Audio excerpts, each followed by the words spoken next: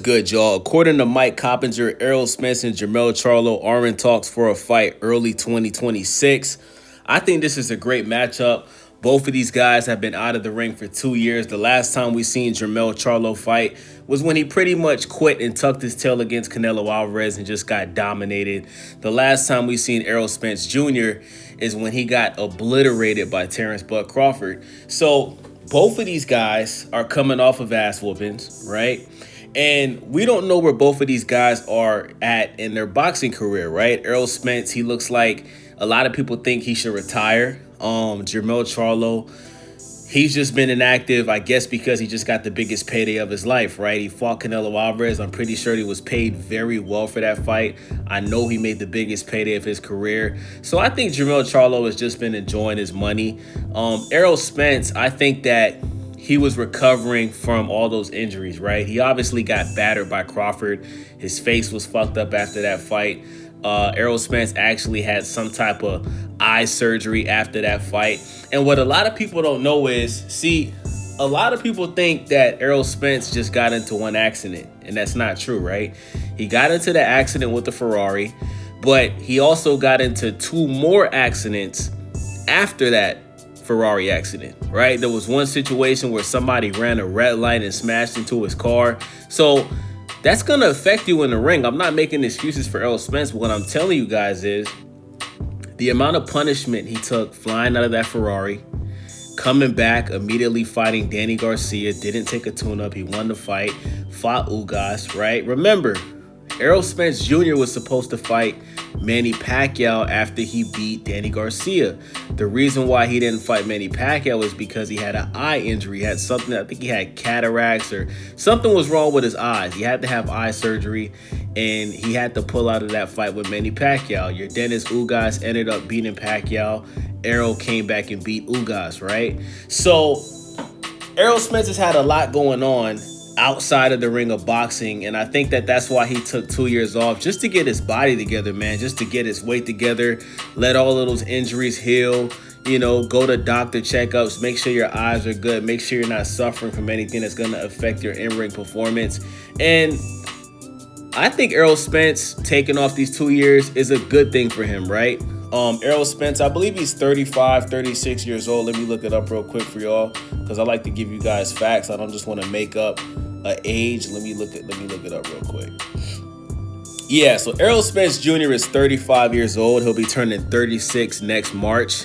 And listen, Errol Spence can fight for another, 4 years, retire at 40. So I'm happy just to hear rumors that he's coming back to fight again, especially from a very credible source like Mike Coppinger, who's doing business with Ring Magazine. Shout out to Mike Coppinger. He doesn't report fake news. When he says something, it's because it's valid 9 times out of 10.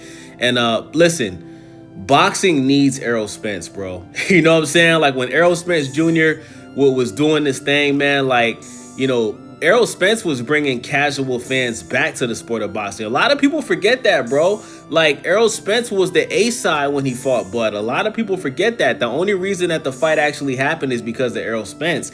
Errol Spence at that point was the A-side. He had the better pay-per-view numbers. He had the better resume.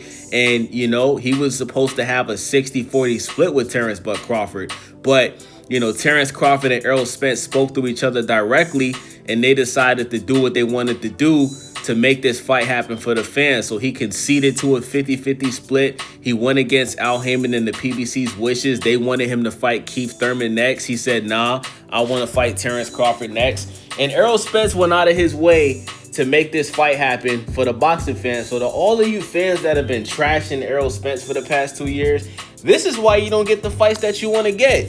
You wonder why you're not getting Gervonta Davis versus Shakur Stevenson. You wonder why you didn't get Devin Haney versus Shakur Stevenson.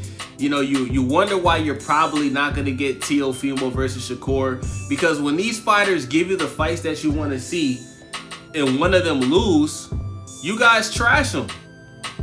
Boxing is one of the few sports that doesn't let you lose. You look at basketball, LeBron James has lost in the finals six times. He's won 4, lost 6. The man's been to the finals 10 times. He's lost 6 out of 10 times. 6 out of 10 times. You know what I'm saying? So, like, in boxing, you take one loss as an undefeated fighter and people think your career is over. Look at how y'all treated Devin Haney. Even after the loss got overturned because we found out that Ryan Garcia cheated. You know, this is why you guys don't get the fights that you want to get.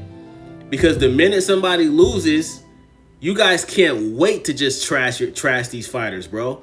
Errol Spence has one loss and y'all want the man to retire. Nasty work.